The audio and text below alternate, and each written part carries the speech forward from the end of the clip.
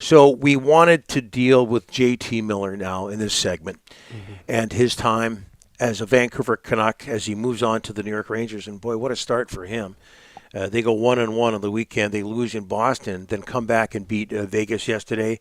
And he gets himself 2 goals in Boston and then a couple of assists and a big hit against the Vegas Golden Knights. We're taking a look at the first goal he got in Boston on Saturday. I wonder what the Vancouver viewership, what the ratings were like in Vancouver for this game. They must have been extremely high. Absolutely. Okay, well, myself and my boys, we both made sure we watched the whole thing, and he came through. They lost, but nothing wrong with the way JT Miller played, wearing the number 8, by the way. Steve Vickers' old number 8. You know, Donnie, it didn't have to be this way. He could have stayed. It was bittersweet. His agent told me when he got traded and he got the news, Don, he was a great Canuck. I don't care what anybody says. You could be pro Miller or pro Pettersson. This guy came to Vancouver, Don, established himself as a top player, point per game. He fought. He had the physicality. He had the strength. He was a power forward. He had over 100 points. There's a million good things about him. Everything just went wrong this year. Everything that could go wrong for JT went wrong this year, and he ended up getting traded. But do not take away from the fact that JT Miller was a great Canuck. Nobody expected him to do what he did. Remember when he got traded here? Oh, my God, what are the Canucks doing? What are the Canucks doing? That was you. Yeah, everybody was ripping the trade. Oh, my God, they just gave up what? For JT Miller?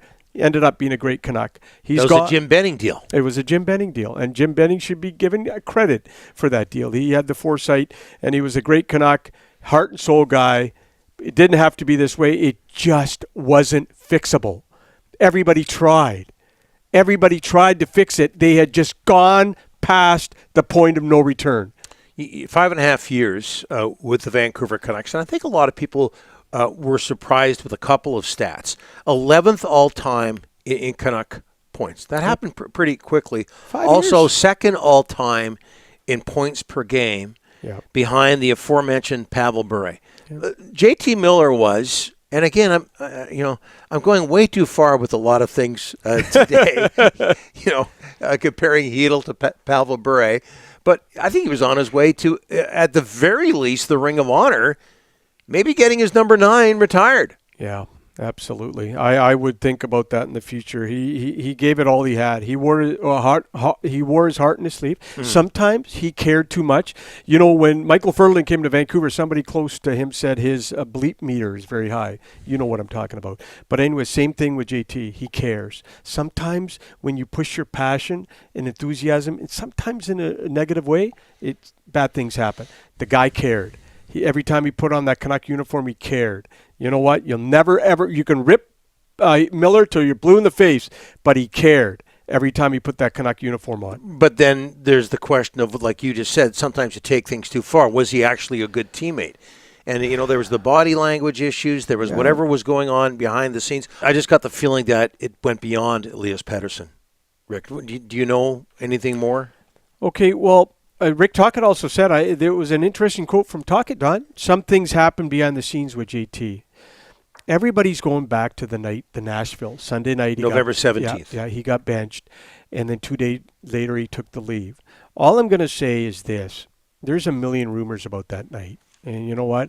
I'm not going to hold any of the rumors in high regard until JT himself comes out and says this is what happened. I've heard everything. I've heard a million rumors of what happened that night or what possibly could have caused his leave of absence. But until you nailed it, until JT writes his book and says this is what happened, why I took the leave, I can't sit here. And there was another vicious rumor on the weekend about JT and what happened that night. Look, the bottom line is he's not here anymore. If you want a vicious rumor, can you tell people? No, just that he had a confrontation with a coach. Did he have a confrontation with a coach? Verbal or physical? That one I don't know. Just a confrontation. I've heard, so I don't know. Until JT comes out and says what happened, I can't sit there and go there. But clearly, Don, for him to take a leave after, it was only 2 days after the Nashville game, so clearly something happened there. But I don't have I can't put it on. Like I can't nail it. What happened? Only JT knows.